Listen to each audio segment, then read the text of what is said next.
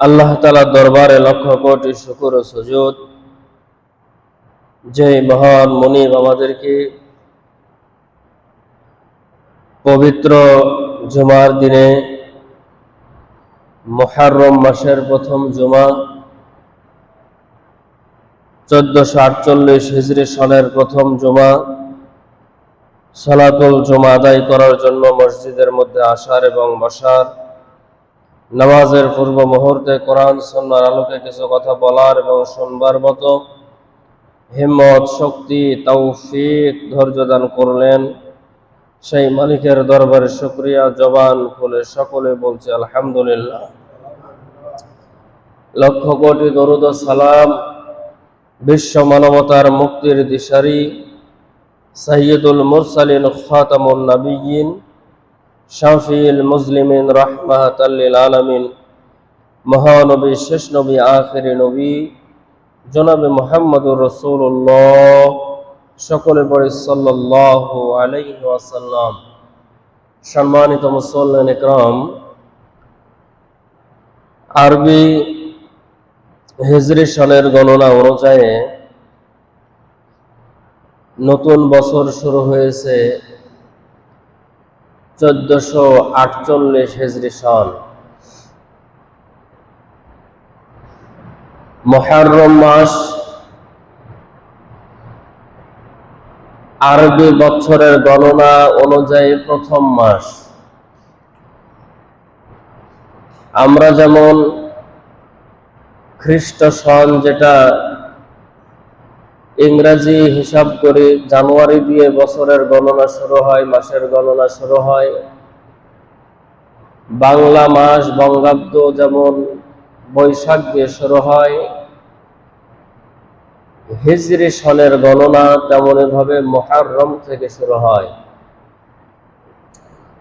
আল্লাহ তাআলার কাছে পৃথিবীর শুরু লগ্ন থেকেই 4টি মাস অত্যন্ত সম্মানিত মাস। ধারাবাহিক 3 মাস, জিলকাদ, জিলহজ, মুহররম, ওই দিক দিয়ে হলো রজব, অর্থাৎ রজব, জিলকাদ, জিলহজ, মুহররম, এই 4 মাস আল্লাহ তাআলার কাছে সম্মানিত মাস। বিশেষ করে মুহররম মাস, মুহররম বমানা মুআজ্জাম, অর্থাৎ সম্মানিত।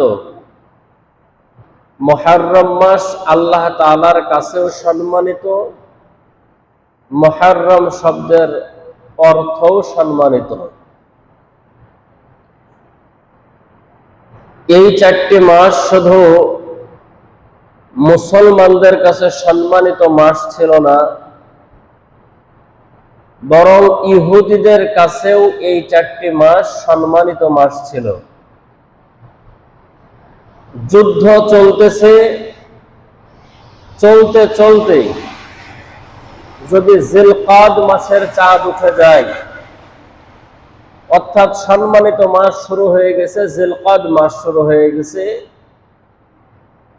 তো তখন 2 দলের সেনাপতি পতাকা উড়াইয়া দিত আর বলতো যে সম্মানিত মাসের মধ্যে এখন আর গন্ডগোল ফাসাদ করা যাবে না, মুহররম শেষ হোক, তারপরে আবার আমাদের যুদ্ধ হবে। সম্মানিত মুসল্লিন ইকরাম, বড় আফসোস, পরিতাপের বিষয় হলো ইহুদিরা মুহররম মাসের সম্মান করলেও এখন সেই মুহররম মাসের সম্মান আমাদের মধ্যে নাই। সম্মানিত 4 মাস কখন আসে কখন যায় আমাদের হিসাব থাকে না। ইংরেজির হিসাব আমরা ভালো রাখি, বাংলাটা মোটামুটি আরবি নাই বললেই চলে। আরবি মাসের হিসাব গণনা রাখা ফরজে কিফায়া। জানাজার নামাজ যেমন ফরজে কিফায়া, আরবি মাসের হিসাব রাখাও ফরজে কিফায়া।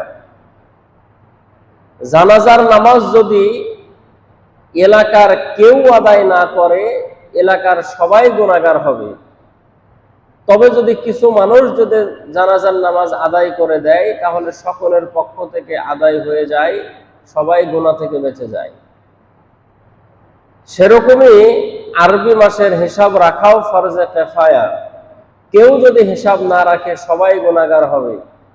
2-4 জনও যদি হিসাব রাখে তাহলে পুরা গ্রামবাসী গুনাহ থেকে মুক্তি পাবে। এজন্য নিজের হিসাবের জন্য আর জুমার বয়ান করারও সুবিধার্থে আরবি মাসের হিসাব অনুযায়ী বয়ান করলে সুবিধা হয়। বিভিন্ন দিক চিন্তা ভাবনা করে সাধারণ মানুষ হিসাব রাখুক বা না রাখুক, আমাদের ইমাম সাহেবদেরকে হিসাব রাখতে হয় যে কোন মাস চলতেছে। তবে দেখি অনেক ইমামও গাফেল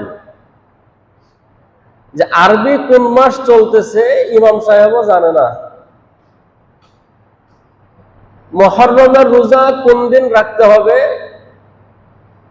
আরাফার রোজা কোন দিন রাখতে হবে, অনেক ইমাম জানে না, মুসল্লিদেরকে বলেও না। পরে যদি দেখা হয়, গল্প যদি হয় তো বলে ভাই ভুলে গেছি বা মনে নাই তো কোন মাস চলতেছে।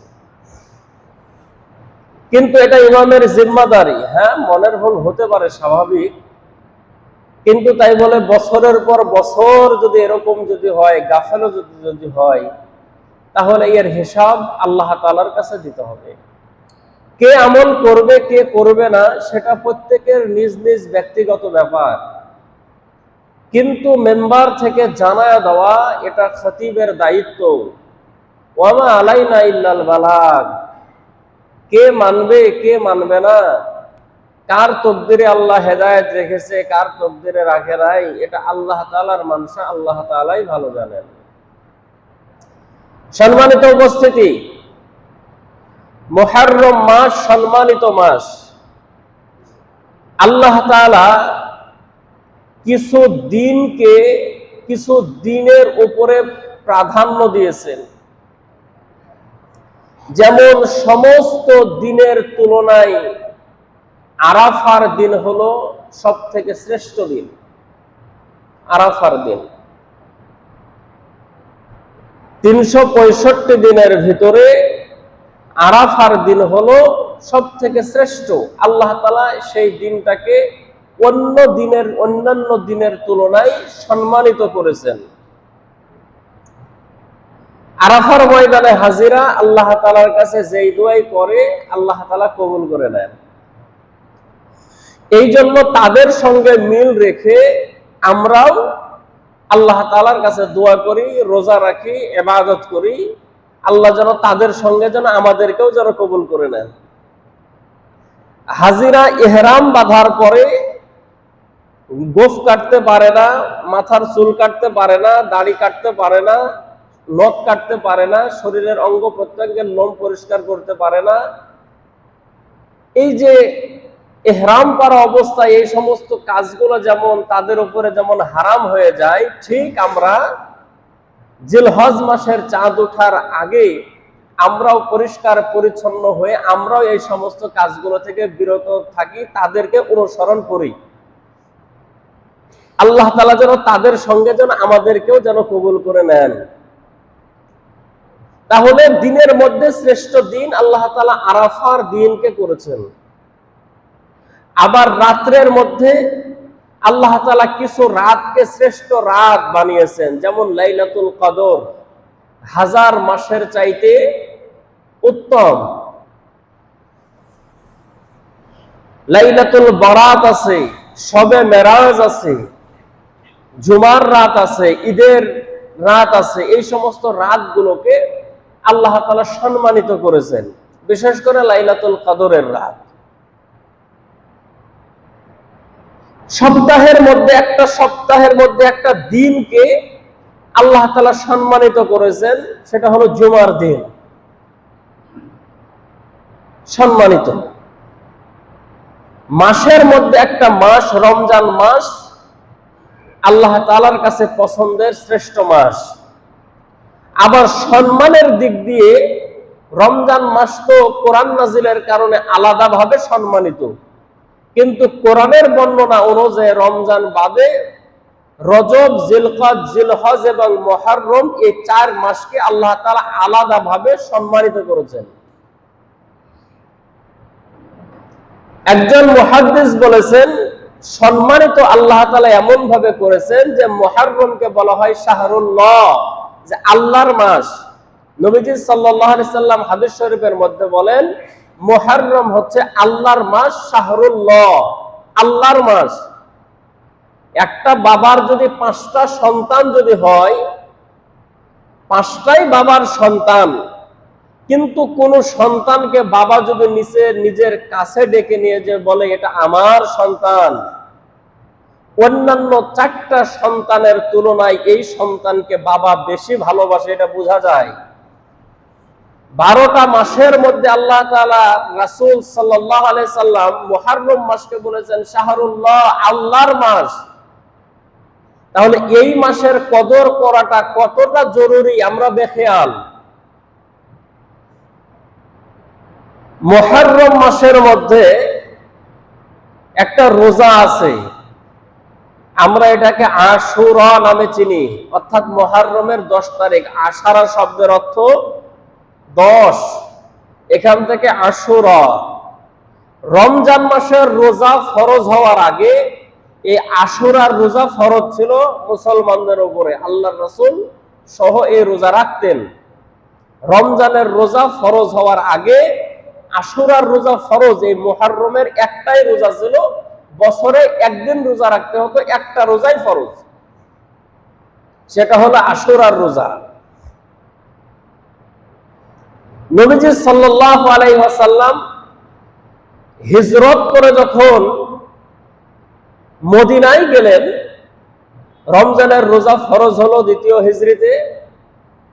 আল্লাহ রাসূল সাল্লাল্লাহু আলাইহি সাল্লাম যাবার পরে দেখলেন যে সেই জায়গার ইহুদিরা রোজা রাখে। তা আল্লাহ রাসূল ইহুদিদেরকে জিজ্ঞেস করলেন যে ভাই, এই মুহররমের 10 তারিখ তো রোজা রাখে আমরা, এই রোজা ফরজ রাখে আমরা, কিন্তু তোমরা রোজা রাখো, কারণটা কি? তো তারা বলল যে আমাদের রোজা রাখার কারণ হলো আমাদের নবী অর্থাৎ মুসা আলাইহিস সালাতু ওয়াস সালাম এই 10ই মুহররমে ফেরাউনের কবল থেকে, ফেরাউনের হাত থেকে রক্ষা পেয়েছিল। আল্লাহ তাআলা এই দিনে মুসা আলাইহিস সালাতু ওয়াস সালামকে নদী পার করে শান্তির জায়গায় পৌঁছে দিয়েছিলেন এবং তার চিরশত্রু ফেরাউনকে সেই নদীর মধ্যে ডুবায়া মেরেছিলেন। এই শুকরিয়া আদায়ার্থে আমরা এই মুহররমের 10 তারিখ রোজা রাখি। আল্লাহ রাসূল বললেন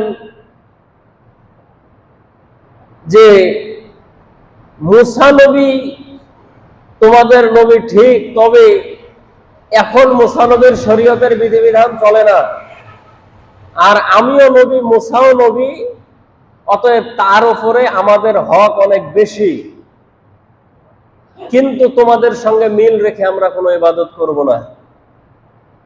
আমরা শুধু 10ই মুহররম রোজা রাখবো না, আমরা মুহররমের 10, 11 অথবা 9, 10, 10, 11 অথবা 9, 10, অর্থাৎ 10 তারিখ আমরা সামনে রেখে আমরা একদিন আগে পিছে মিলায়া 2টা রোজা রাখবো, যাতে করে ইহুদিদের সঙ্গে আমাদের ইবাদত মিলে না যায়। আল্লাহ রাসূল সাহাবীদেরকে এই কথা বললেন, কিন্তু আল্লাহর রাসূলের হায়াত আর পরের বছর মুহররমের 10 তারিখ পর্যন্ত গেল না, এর আগেই আল্লাহ রাসূল বিদায় নিলেন। কিন্তু সাহাবা কিরাম রাদিয়াল্লাহু তাআলা আনহু তারপর থেকে মুহররমের 2টা রোজায় রাখতেন, মিলায়া রাখতেন, 9, 10 অথবা 10, 11। নবীজি সাল্লাল্লাহু আলাইহি ওয়াসাল্লাম হাদিস শরীফের মধ্যে বলেন, কেউ যদি মুহররম মাসের রোজা যদি রাখে 10ই মুহররম, 10, 11 অথবা 9, 10 রোজা যদি 2টা রাখে, আল্লাহ রাসূল বলেন আমি আশা রাখি তার পিছনের 1 বছরের সগীরা গুনাহগুলোকে আল্লাহ তাআলা মাফ করে দিবে। 1 বছরের যত সগীরা গুনাহ আছে আল্লাহ তাআলা সমস্ত সগীরা গুনাহগুলোকে মাফ করে দিবে, ক্ষমা করে দিবে। এই মুহররম মাসের রোজার এত ফজিলত, 2টা রোজা রাখবেন, 1 বছরের জিন্দেগির সমস্ত সগীরা গুনাহ মাফ। সে সময় যদি আপনি তওবা করে আল্লাহ তাআলার কাছে যদি মাফ চাইতে পারেন, তো আল্লাহ তাআলা আপনার কবিরা গুনাহগুলোকেও মাফ করে দিবে। কারণ কবিরা গুনাহ মাফ নেওয়ার জন্য শর্ত হলো তওবা। তওবা ছাড়া কবিরা গুনাহ মাফ হয় না। এখন সগীরা গুনাহ কি আর কবিরা গুনাহ কি এর পার্থক্যই জানি না। মানে আমরা যা করি বেশিরভাগই কবিরা গুনাহ। মিথ্যা কথা বলা, পরনিন্দা করা, চগলখড়ি করা, মিথ্যা সাক্ষী দেওয়া, অন্যের সমালোচনা করা, মানুষের ক্ষতি করা, মানুষের উপরে হিংসা করা, মানুষের অমঙ্গল কামনা করা, মানুষের ক্ষতি করার চেষ্টা করা, এই পারিপার্শ্বিক যতগুলো কাজ আমাদের দ্বারা সংগঠিত হয় সমস্ত কাজগুলোই গুনাহে কবিরা। একটা গুনাহে কবিরা নিয়ে যদি কোনো মানুষ যদি কবরের মধ্যে যায়, তাহলে কোন পক্ষে তাকে 7000 বছর জাহান্নামে জ্বলতে হবে। কয় হাজার বছর? 7000 বছর। একটা কবিরা গুনাহ নিয়ে যদি মানুষ কবরের মধ্যে যদি যায় 7000 বছর। এটা দুনিয়ার হিসাবে 7000 বছর না, হিসাব করেন 1000 2000 করে হিসাব করেন, 7000 বছর। এটা দুনিয়ার হিসাবে না, এটা আখিরাতের হিসাবে 7000 বছর। কেমন হিসাব? দুনিয়ার 1000 বছর আখিরাতের একদিন। দুনিয়ার 1000 বছর আখিরাতের একদিন। এই সময় যদি হয় তাহলে 7000 বছর হতে কত সময় প্রয়োজন? একটা কবিরা গুনাহ করলে সেই শাস্তি মানুষকে ভোগ করতে হবে। বলেন দেখি, কার জিন্দেগির মধ্যে একটা কবিরা গুনাহ নাই? আর মালিক যদি এই গুনার কারণে যদি শাস্তি যদি দেন, জান্নাতে যাওয়ার কোনো বুদ্ধি নাই। কিন্তু আল্লাহ তাআলা শুধু দেখতে চান যে বান্দা গুনাহ করেছো, অন্যায় করেছো, অপরাধ তো করেই ফেলেছো, আসো একটু ফিরে, আমি আল্লাহ তাআলার কাছে মাফ চাও, একটু ক্ষমা চাও। আমি আল্লাহ তাআলার কাছে বলো যে মালিক আমি ভুল করে ফেলেছি, আপনি মাফ করে দেন। তো বান্দা তুমি মাফ চাইবা, তা আমি আল্লাহ তাআলা তোমাকে মাফ করে দিব। তো মাফ যে আল্লাহ তাআলার কাছে চাইতে হবে এটাও আমাদের খেয়াল নাই। আদম আলাইহিস সালাতু ওয়াস সালাম জান্নাতে ছিলেন। আল্লাহ বললেন জান্নাতের নাজ নিয়ামত গুলো ভক্ষণ করো, লা তাকরাবা হাযিহিস শাজারা, ওই গাছটার কাছে যাবা না, ওই গাছের ফল খাবা না। শয়তান আদম আলাইহিস সালামকে ধোঁকা দিতে পারে নাই, ধোঁকা দিয়েছিল আম্মাজান হযরতে হাওয়া আলাইহা সালাতু ওয়াস সালামকে। ধোঁকা দিয়েছে। কিভাবে ধোঁকা দিল? জান্নাতের মধ্যে ঢোকার পরে শয়তান বলে যে শোনো, একটা দুঃসংবাদ তোমাদের জন্য। মানে শয়তান কান্নাকাটি করে। তো আদম হাওয়া আলাইহিস সালাম জিজ্ঞেস করে যে কি ব্যাপার, কান্না করো কেন? তো বলে যে আমি তো আমার দুঃখে কান্না করি না, আমি তো কান্না করি তোমাদের দুঃখে। মানে কত শুভাকাঙ্ক্ষী, যে নিজের জন্য কান্দি না, কান্দি কার জন্য? তোমার জন্য, তোমাদের জন্য। বলে কি? বলে আমি খবর পেয়েছি, এই খবর আমার কাছে আছে যে এই জান্নাতের মধ্যে বেশি দিন তোমরা থাকবা না, এখান থেকে আল্লাহ তাআলা তোমাদেরকে বের করে দিবে। মুহাদ্দিসিন একরামগণ বলেছেন যে শয়তান এই কথাটুকু সত্য বলেছে যে আল্লাহ তাআলা আদম এবং হাওয়াকে বানানোর পরে আল্লাহ তাআলার পরিকল্পনার মধ্যে তো আছে যে তারা দুনিয়ার মধ্যে যাবে। দুনিয়ার মধ্যে যদি আদম হাওয়া না আসে তো আমরা আসবো কোথা থেকে? তো এতটুকু কথা শয়তান সঠিক বলেছে যে আল্লাহ তাআলার এক সিদ্ধান্ত আছে যে তোমাদেরকে দুনিয়ার মধ্যে পাঠাবে। এখান থেকে মুহাদ্দিসিন ইকরামগণ বলেন যে দুনিয়ার মধ্যেও কিছু মানুষ আছে, মানুষকে মাথার মধ্যে মিথ্যা কথা ঢোকানোর জন্য প্রথমে তারা শিরোনামে সত্য কথা ব্যবহার করে, 2-4 লাইন সত্য কথা বলার পরে ওর ভিতরে মিথ্যা কথা এমন ভাবে ঢোকায় যে মানুষ আগের লাইন খেয়াল করে বলে ওগুলো যদি সত্য হয় এগুলো হবে না কেন। আমাদের দেশের বেশিরভাগ আছে কিছু সাংবাদিক 2-4 লাইন সত্য কথা বলার পরে মিথ্যা কথা সাজায় গোছায় এমন ভাবে লেখে যে মানুষ মনে করে এটাই সত্য। এটা শয়তানের একটা ধোঁকা। কয়েকদিন আগে রিসেন্ট এক খবর আমার দেশের মধ্যে নিউজ করেছে সাংবাদিক, বড় অক্ষরে লেখা যে নামাজের সেজদায় মুসল্লিদেরকে রেখে পালায়া গেল পুলিশে ধরার ভয়ে, গ্রেফতারের ভয়ে ইমাম। কথা কি বুঝেছেন? মুসল্লিদেরকে সেজদায় রেখে গ্রেফতারের ভয়ে ইমাম সাহেব পালাই গেছে। তাহলে এই সংবাদ যদি মানুষ দেখে তাহলে ওই আঞ্চলিক ভাষায় এক কথা আছে যে দোষ করে বেহুদ্দা আর গাল শুনে গুষ্টি শুদ্ধা। মানে একজন দোষ করে আর সবাই গালি শুনে।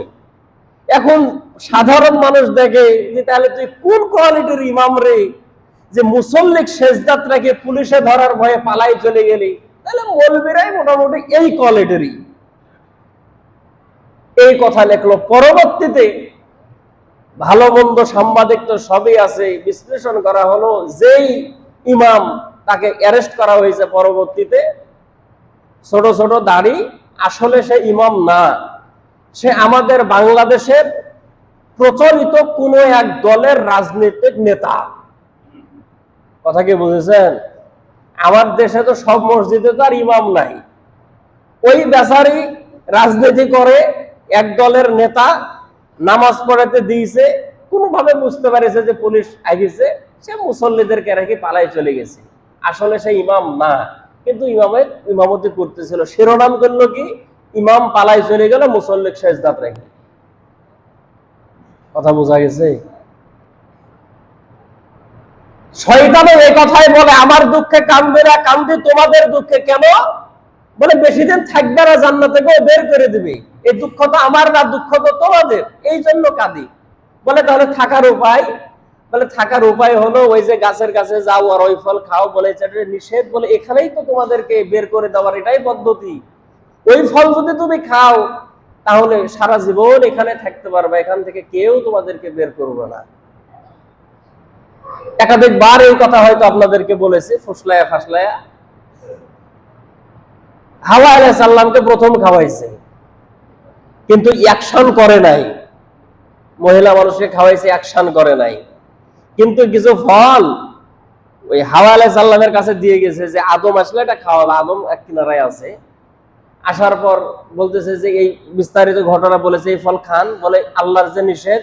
বলে না, আমার শুভাকাঙ্ক্ষী একজন খবর দিয়েছে এই ফল খাইলে জান্নাতে থাকতে পারবো, আর বের হওয়া হবে না।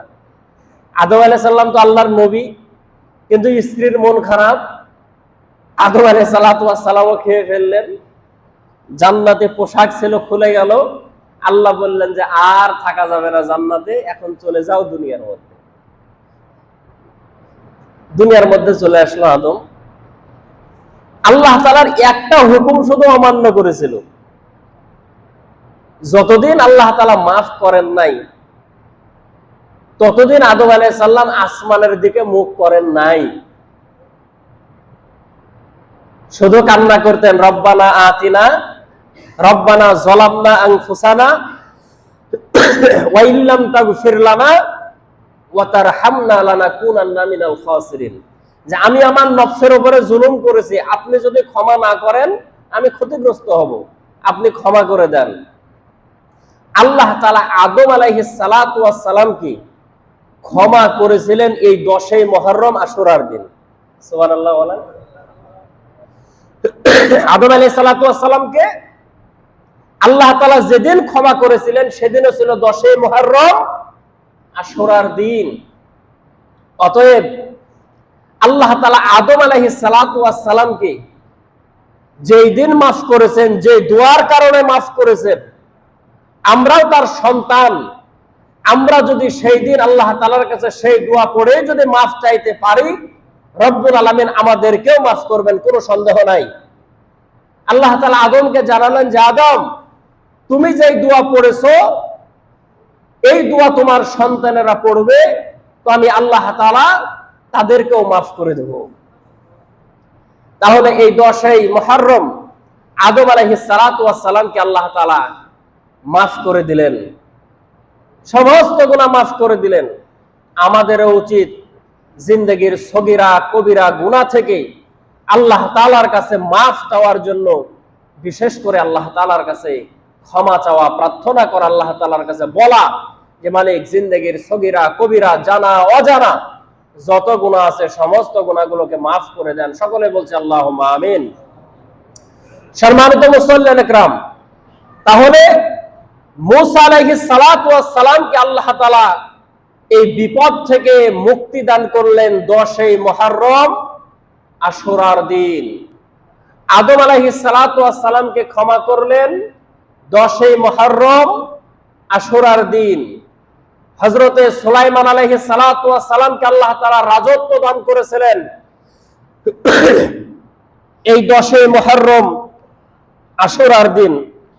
আইয়ুব আলাইহিস সালাতু ওয়াস সালামকে দীর্ঘ 18 বছর পরে রোগ থেকে মুক্তি দান করেছিলেন এই 10ই মুহররম আশুরার দিন। ইব্রাহিম আলাইহিস সালাতু ওয়াস সালামকে 40 দিন পর আগুন থেকে আল্লাহ তাআলা মুক্তি দান করেছিলেন 10ই মুহররম আশুরার দিন। নূহ আলাইহিস সালাতু ওয়াস সালামকে প্লাবন থেকে মুক্তি দান করেছিলেন 10ই মুহররম আশুরার দিন।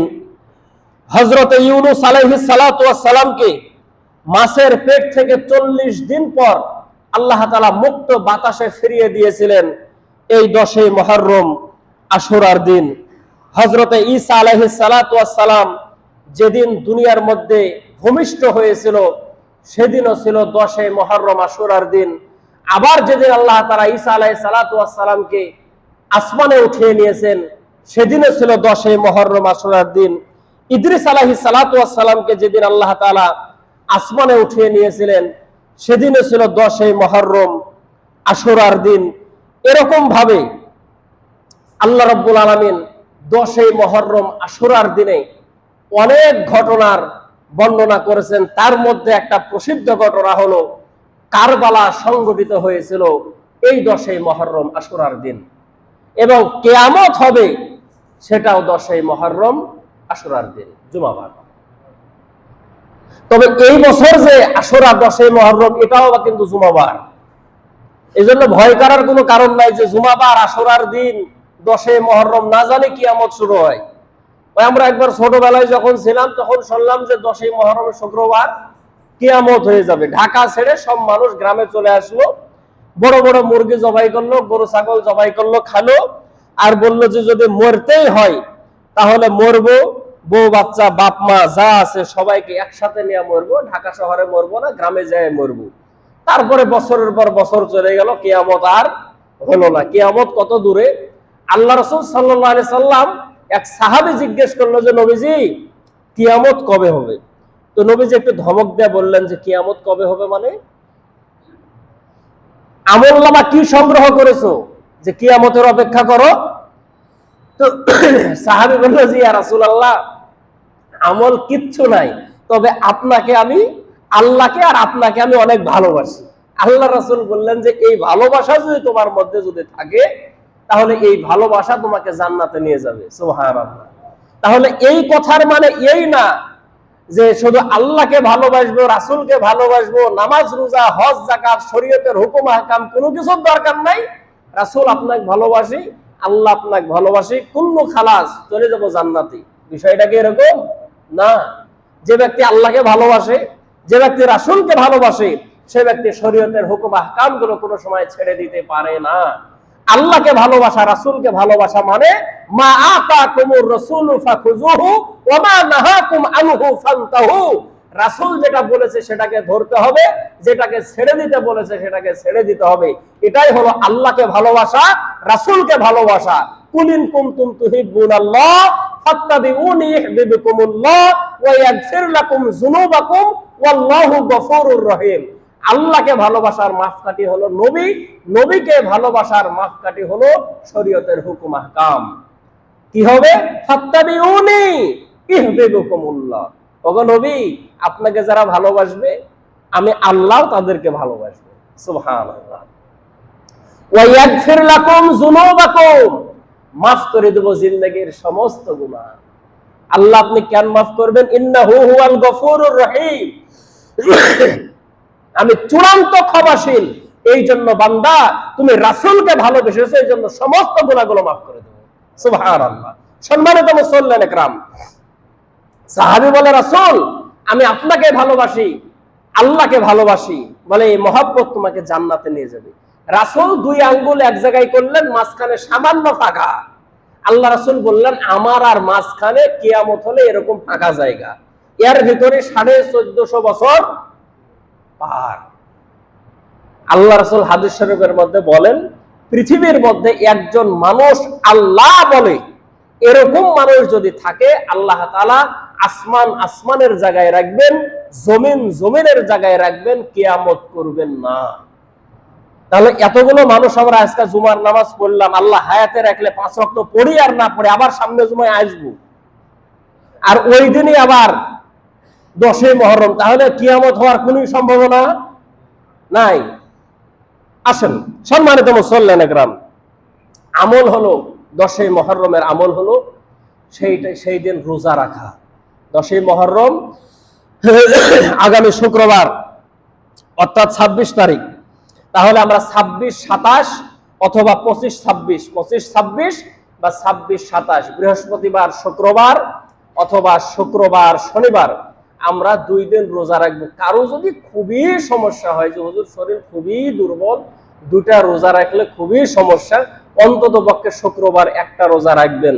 ফতুয়া যে মানুষ কোথা থেকে পায় যে হুজুর শুক্রবারে রোজা নাকি রাখা যায় না।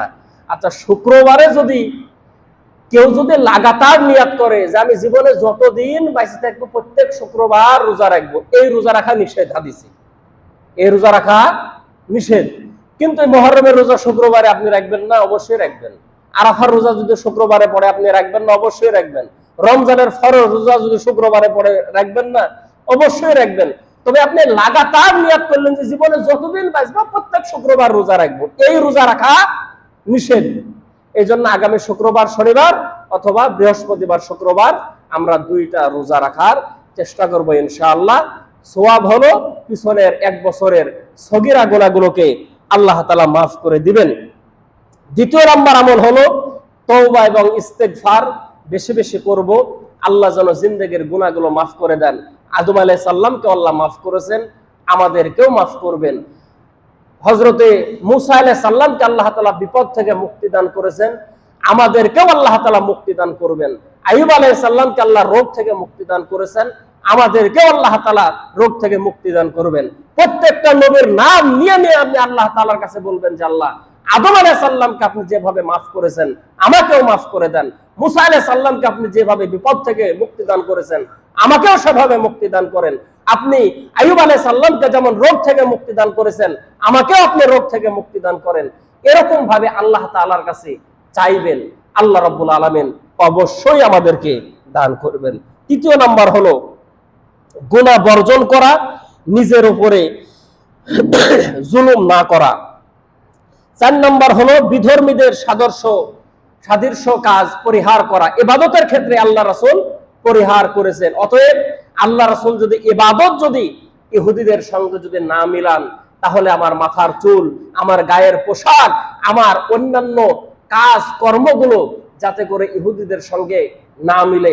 75 লক্ষ টাকা খরচ করে বাড়ি করলেন আপনি, আর ওই বাড়ির গায়ের মধ্যে আপনি রং দিবেন ভালো লাগার জন্য, ভালো কথা, কিন্তু ওই বাড়ির রং কালার করতে হবে আর্জেন্টিনার ব্রাজিলের পতাকার কালার।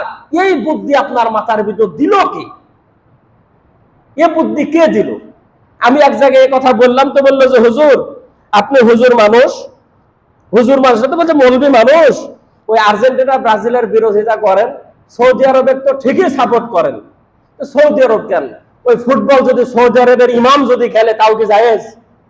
কোন সালে নাকি সৌদি আরবে খেলা হবে? তো সৌদি আরবে কত কি চালু হয়ে গেছে, হালাল পতিতালয় চালু করেছে, স্টেডিয়াম চালু করেছে, বহুত ধরনের সিনেমা হল চালু করেছে। তো সৌদি আরবে হবে বলেই যে জায়েজ হয়ে গেল, আর সৌদি আরব খেলবে বলেই যে হালাল হয়ে গেল, আর এটাই যে হুজুর সমর্থন করবে, বিষয়টা তা না। যেটা হারাম সেটা হারাম। ওই সৌদি আরবের একজন ইমাম ছিল, এখন সিনেমায় শুটিং করে। হেদায়েত কার কপালে আছে? আপনি ইউটিউবে সার্চ দিবেন যে সৌদির ইমাম এখন যে ওই জুয়ার অ্যাডভার্টাইজ করে আর সিনেমায় শুটিং করে, কে? ওর তেলাওয়াতও পাবেন, ওর সিনেমার জুয়ার অ্যাডভার্টাইজও আপনি পাবেন। হেদায়েত কার কপালে আছে দুনিয়ার কেউ বলতে পারে না। সম্মানিত মুসল্লিন ইকরাম, এজন্য বেধর্মীদের সাদৃশ্য অবশ্যই আমাদেরকে বর্জন করতে হবে। কে করলো না করলো সেটা বিষয় না, আমি তাদের থেকে বাঁচে থাকবো, রাসূলের নির্দেশ, এটাই হলো চূড়ান্ত কথা। 5 নাম্বার হলো মাতাম না করা, মানে এই যে কারবালা উপলক্ষে যেটা মাতাম করে, হাই হোসেন করে, শরীর থেকে রক্ত ঝরায়, সম্পূর্ণরূপে হারাম। তারপরে 7 নাম্বার একটা ভালো আমল, যেটা শুনে আপনারা খুশি হবেন, সেটা হলো 10ই মুহররমে ভালো খাবারের ব্যবস্থা করা। আল্লাহ রাসূলের একটা হাদিস আছে, ইবনে মাজার মধ্যে আছে, যে 10ই মুহররম কেউ যদি ভালো খাবারের ব্যবস্থা করে তার পরিবারের জন্য, আল্লাহ তাআলা তাদেরকে সারা বছর ভালো খাবারের ব্যবস্থা করে দিবেন। এই তো সুবহানাল্লাহ বললেন। এখন অনেকে মনে মনে ভাবতেছেন যে হুজুর একটু আগে বললেন যে রোজা রাখতে হবে, আবার এখন বলতেছেন যে ভালো খাবার খেতে হবে, তাহলে রোজা রাখবো কখন আর ভালো খাবার খাবো কখন? সাহারির সময় ভালো খাবার খাবেন, ইফতারি আবার ভালো খাবার দিয়ে ইফতারি করবেন। মনে থাকবে তো ইনশাআল্লাহ? আল্লাহ তাআলা আমল করার তৌফিক দান করুন, বলেন আমিন। আর এই মুহররম মাসের প্রথম জুমায় আমি আপনাদের ইমাম আপনাদের কাছে একটা ভালো একটা সংবাদ শোনাচ্ছি মসজিদ কমিটির পক্ষ থেকে। সেটা হলো আমাদের মসজিদ একতলা, খুব সুন্দর। অতি শীঘ্রই মসজিদ কমিটি সিদ্ধান্ত নিয়েছে যে আমাদের 2 তলার কাজ শুরু হবে ইনশাআল্লাহ। এই জন্য আপনারা মনের দিক থেকে, টাকা পয়সার দিক থেকে, সব দিক থেকে একটু প্রস্তুতি গ্রহণ করেন, যাতে করে নিচতলা যেভাবে সুন্দর হয়েছে 2 তলাও যাতে করে সুন্দরভাবে ভালোভাবে যাতে করে কমপ্লিট হয়। আপনারা দোয়া করবেন, সঙ্গে থাকবেন, পরামর্শ দিবেন। আল্লাহ পাক রব্বুল আলামিন আমাদের সবাইকে কবুল করুন, আমিন।